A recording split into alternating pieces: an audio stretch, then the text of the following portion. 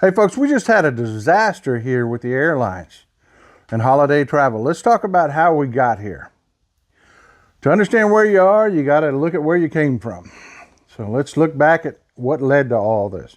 Before COVID hit, Trump appointed an airline executive by the name of Steve Dickinson to run the FAA. When COVID hit, being an airline executive, his first priorities were the profitability of airlines. And the airlines were just losing a ton of money.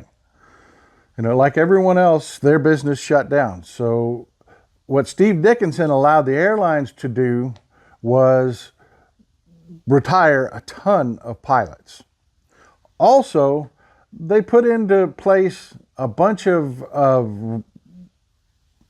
rule loosening policies that allowed the airlines to do things like keep slots at airports even though they didn't have enough flights to sustain them. Things that just didn't used to happen in the past. Well, when everything started to open back up, we'd had an FAA director that had really asked nothing of the airlines. He had just acquiesced to the fact that they had been losing money and said, hey, okay, well, just do whatever you got to do to stay alive. And folks, you can't be in the government and look at things that way.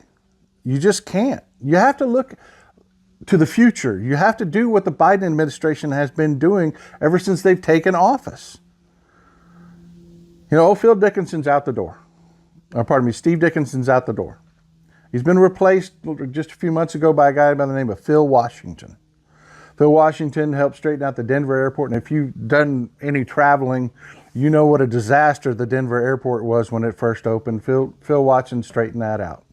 Before that, he ran the metro down in LA.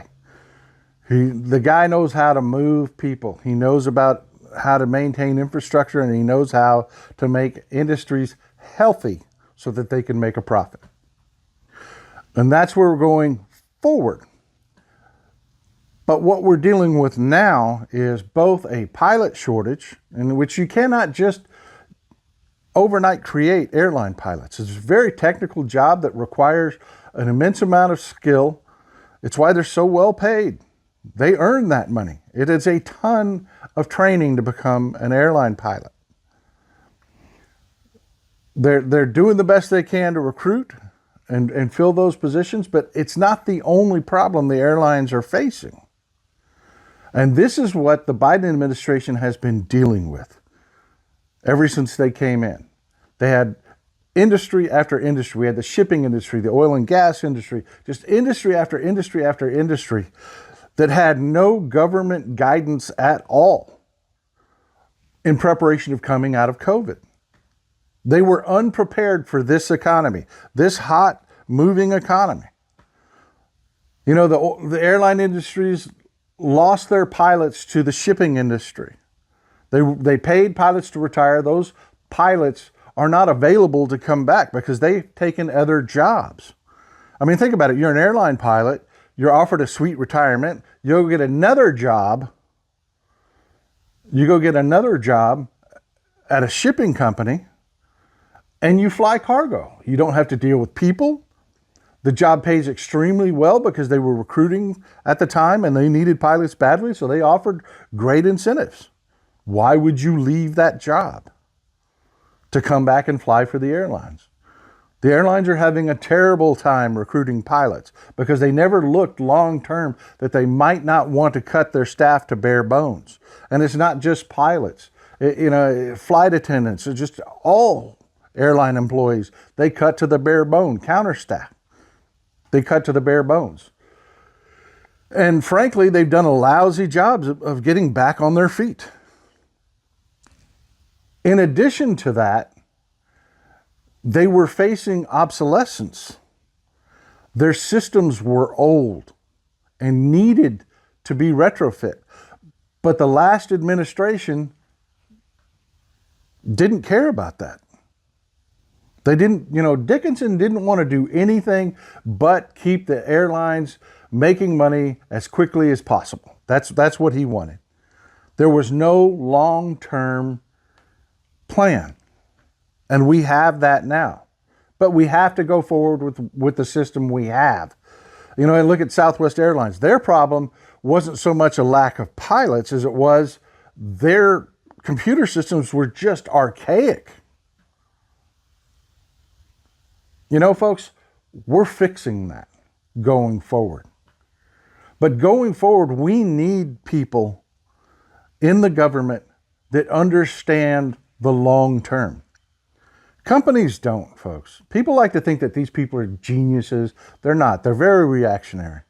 You know, it's like that old scene from Goodfellas with Ray Liotta when when the bar owner got into business with Paulie, the mob. Yeah, you got somebody there to take care of you, but in the meantime, for your immediate problem, but the long-term problem is pay me. You know, investors don't care. They want to get paid. That's what investors do. And airline CEOs, all they care about are their investors, because if the investors aren't happy, they lose their job. So they're always going to be narrow, short-term focused folks. And the only cover that these executives have will be a government. You know, they like to claim they hate the government, but the government keeps them in their job when things go bad. You know, if the government is forcing you to do something, your investors can't hold you accountable for it. The government has to be the bad guy for you sometimes. When your systems are unsafe or your systems are unsound in a critical industry, the government will force you to fix those systems. Be damned. And businesses hate that because, you know, businesses are in the business of making money. But you need administrations like the Biden administration that understand the business of America is business and making money, but also you have to have a long-term vision for your critical industries, such as airlines. Folks, we have to have the airline industry. At this point in time, our existence dictates that we have a healthy airline industry. And that's why Pete Buttigieg is working on modernizing the airline industry with Phil Washington. They're working on what do we do about long-term pilot recruitment? How do we fill those slots? They're working on how do we get these airlines modernized so that airports run more smoothly and we don't end up with thousands of canceled flights. Folks, this is the kind of government you want. It's not sexy. It's not pretty. It's not, you know, a soundbite. Like, you know, the Republicans are out there saying, oh, the states warned Pete Buttigieg. They warned Phil Washington. They told him what they already knew. But you can't shit pilots. You cannot overnight modernize an industry. You can't. And the airline industry needs it. And the Biden administration will force them to do it. Folks, in 2023, the airlines are projected to return to healthy profitability. They're not going to like it because they've lost money previously. They're not going to like what the Biden administration does. And they're going to try to hamstring it because the Biden administration is going to force them to modernize. They're going to force them to spend some of those profits on fixing their systems. They are. And they're going to hate it. And they're going to fight it. They're going to fight it politically. They're going to get in bed with the Republicans who are going to just spew bullshit. Folks, this is our job. This is where we come into the system. We know for too long, people have sat back and said, well, this is not my job. Somebody else will take care of it, this and that. And this is what we get when we have that attitude. No, our job is to run cover for the Biden administration as a people. To say, yes, the Biden administration is forcing the airlines to do what is necessary to get done so that we can have a long-term healthy industry that we all need. That's our job. Don't let Republicans run stupid headlines like, oh, the states told them. Yeah, they told them what they already knew. But the states did nothing to alleviate the situation, because the states cannot go to war with airlines.